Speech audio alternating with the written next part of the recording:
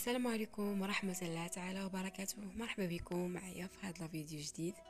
كنتمنى ان شاء الله يلقاكم في احسن الاحوال، احسن ظروف ان شاء الله اينما كنتم، داخل المغرب او لا خارج ارض الوطن. نقول لكم مرحبا بكم معايا في هذا الفيديو جديد. بالنسبة لهذا الفيديو غادي نشارك معكم طريقة ديال تحضير الزميطة لشهر رمضان ان شاء الله. بزاف ديال الناس كيبغيو الاكل الصحي والحاجه اللي غادي يرتاحوا فيها في الصحه ديالهم، يعني بلا ما تضرهم في حتى شي حاجه. بصراحه الزميطه راه كما كتشوفوا فيها بزاف ديال الاعشاب، ونعيا من نقول لكم عليها صراحه زوينه. غادي تكتشفوا معايا المقادير والطريقه ديال التحضير في نفس الوقت. اول حاجه غادي تاخذوا واحد الورقه وستيلو، وغادي تقيدوا المكونات اللي غادي نقول لكم كاملين وحده وحده، وكذلك غادي نخلي لكم المقادير في صندوق الوصف. اول حاجه كما كتشوفوا هو الشعير. بالنسبه للشعير 3 كيلو كما كتبت لكم. غادي تاخذوه، غادي تنقيوه، وغادي تغربلوه مزيان، وحاولوا انكم تقلبوه مزيان حيت يكون فيهم الحجر. حاولوا تقلبوه مزيان. المهم خذوا النوعيه المزيانه كما كتشوفون. هذا الشعير صراحه زوين. وكذلك غادي ناخذوا 3 كيلو ديال القمح ديال الزراع كما كتشوفوا، حتى هو يتنقى مزيان، يتغسل ويتنقى. مهم نفس العبار 3 كيلو 3 كيلو.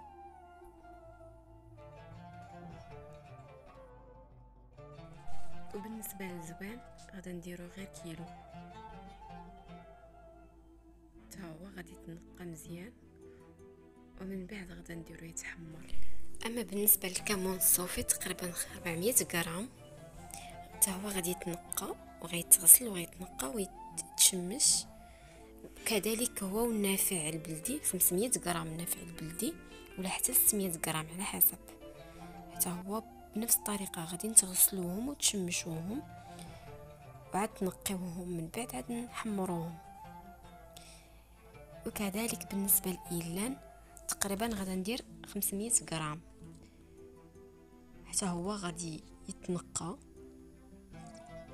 نقيو مزيان، راه تيكون فيهم الحجر، صراحه تيكون فيهم الحجر بزاف. وبالنسبه لزريعه الكتان تقريبا غادي ندير حتى الكيلو الا ربع. زريعه الكتان زوينه بزاف وعندها فوائد عديده صراحه زوينه بزاف، انا كتعجبني، كنستعملها بزاف في هاد الوصفات د الحلوى. وهذه بالنسبه لزريعه الدلاح تقريبا غادي ندير فيها شي كيلو. كما شفتوا الزريعه ديال الدلاح حتى هي كتباع بحال هكا مكرمه. المهم حتى هي نقيوها، راه كيكون فيهم الحجر. وغادي نحتاجو تقريبا كيلو حتى الكيلو ونص ديال الحمص ديال البلاد، حتى هو شديتو ونقيتو كما كتشوفوا، وغادي يتحمر حتى هو. وكذلك غادي نحتاجو اما بالنسبه للنبك تقريبا غادي نحتاجو نصف كيلو 500 غرام حتى هو. وبالنسبه لهذا الشانوج حتى هو تقريبا ديروا شي 200 غرام حتى هو زوين. وكذلك كاين الصوجه تقريبا كيلو. وغادي نحتاجو كذلك الزريعه، هذه الزريعه الغليظه حتى هي تقريبا نديرو فيها شي نص كيلو.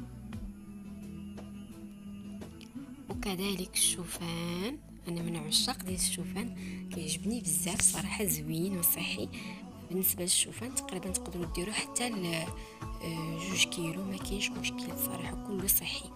كيلو ونص 2 كيلو، نتوما الجهد ديالكم واش تبغيو بزاف ولا قليل. كما كتشوفوا راني كنحمر فيه. وهذه الزريعه ديال القرعه معروفه زوينه صحيه، ونعيا من نوصف لكم عليها، حتى هي صراحه زوينه بزاف كتعجبني والله. وانت هي رانا نقيتها وغادا تحمر بنفس الطريقه كما كتشوفوا. انا هنايا راني بديت كنحمر شحال من حاجه وكنديرها. نسيت ما قلت لكم بالنسبه للجنجلان، غير اللقطه ديال اللي فيها الجنجلان يمكن ضاعت ليا، بالنسبه للجنجلان انا درت 3 كيلو، حتى هو بحالو بحال اللوز، درت تقريبا 3 كيلو.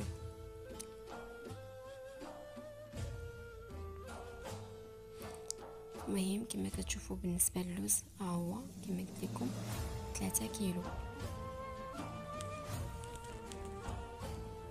حتى هو كيتحمر حتى كيدخل فيه الطياب. ونقصوا البوطه ما تكونش مجهده، الزميطه كتبغي طيب على نهار مهيله. كذلك غادي نحتاجوا الذره تقريبا نديروا كاع كيلو ونص، راه حتى هي زوينه. كيلو ونص كيلو راه المهم كلها منافع. هادشي هذا راه الا ما نفعك ما يضرك صراحه، كله صحي. شوفوا شحال من حاجه درنا في الزميطه صراحه كلهم صحيين. وكذلك غادي نحتاجوا بالنسبه لهذا الذره كما كتشوفوا راني درتها من بعد ما تحمرت ليا وطابت مزيان، وكنشد الحبه كناكلها في سناني، كنعضها باش ملي كنعضها وكنحس بها مزيانه راه هي هذيك صافي كنحطها. وكذلك كما كتشوفوا معايا راه غتشوفوني حاطه الحبق، حاطه النعناع، حاطه البابونج، حاطه الخروب كما كتشوفوا، قشور الليمون، قشور الحامض، كاينه القرفه، عويدات حتى هي، الكاوكاو انا درت المهم هذا الكاوكاو داك الحمر رقيق صراحه زوين بزاف وكيجي بنين فيها. تقريبا درت 2 كيلو ديال الكاوكاو. انا مهم غادا نخلي لكم النمره ديال التليفون ديال مي، هي اللي كتخدم الزميطه مختصه فيها صراحه، كتسرعها وزوينه وصحيه. نخلي لكم نمره التليفون ديالها في الكومنت في هذا في صندوق الوصف ولا في التعليق ديال الفيديو. واللي بغى ان شاء الله الزميطه غادي يتصل بها وتصاغبها لكم سوغ كوموند. بالنسبه للناس اللي ساكنين في سلا والنواحي ديالها والرباط والنواحي ديالها، وكذلك قنيطره والنواحي ديالها، راه صراحه ما نعاودش لكم واحد الزميطه كتجي شهوه منها ومعشبه وصحيه وعندها بزاف الفوائد. كذلك الكاوكاو تقدروا ديروا هذا الكاوكاو هذا كما وريتكم، هذا البلدي ولا الرومي، راه بحال تقدروا ديروا هذا ولا هذا بحال ولكن هذا صراحه زوين بزاف. وكما كتشوفوا مازالين معنا بزاف ديال الحوايج، باقي ما كملناش المقادير، راه معكم بالمقادير وبالطريقه التحضير. كذلك غنحتاجوا العدس البلدي. العدس البلدي راه مزيان الناس اللي كيعانيو من فقر الدم، حتى هو غادا نديرو كيلو ديال العدس. اما بالنسبه لحبه حلاوه كما كتشوفوا راه تقدروا ديروا 400 غرام 500 غرام ما كاين مشكل، حتى هي زوينه وعندها منافع كثيره.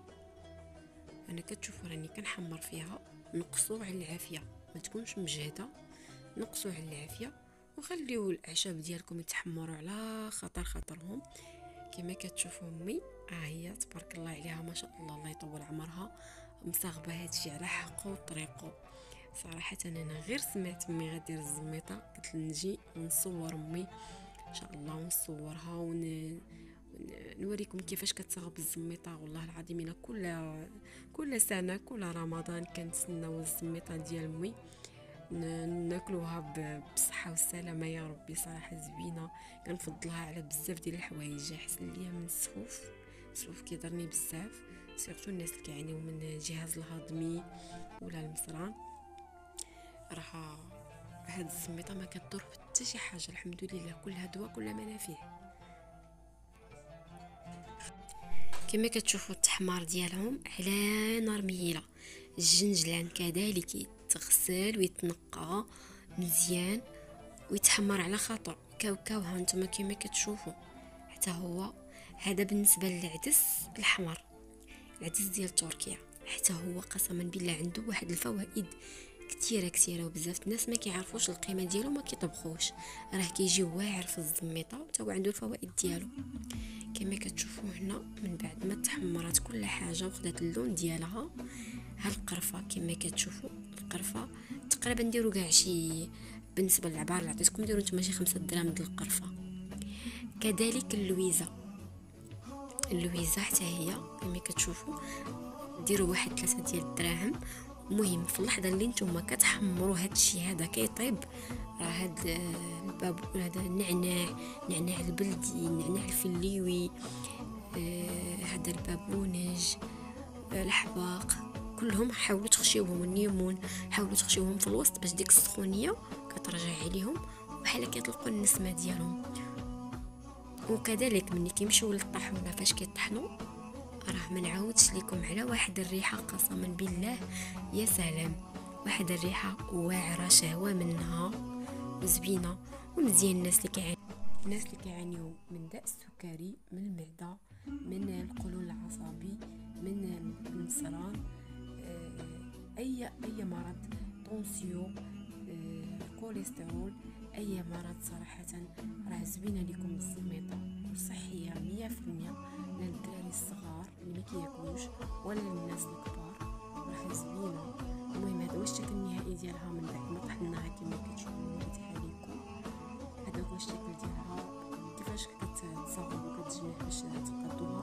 كديروا لها العسل الحر، زيت العود، ماء دافئ، كتخلطوها بالطريقه اللي بغيتو، اما كديروها كما وريتكم في الاول كيجيو بشكيلات طايرين كتفندوها في اللوز ولا الجنجلان ولا البيستاج ولا الكركاع اللي موفر غديروه فيها، اللي كاين غديروه فيها. هذاك هو الشكل ديالها النهائي.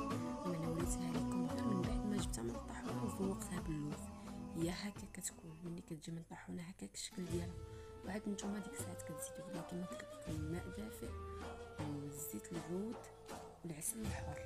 راه دواء وصحيه صدقوني، غتشكروني عليها، زوينه.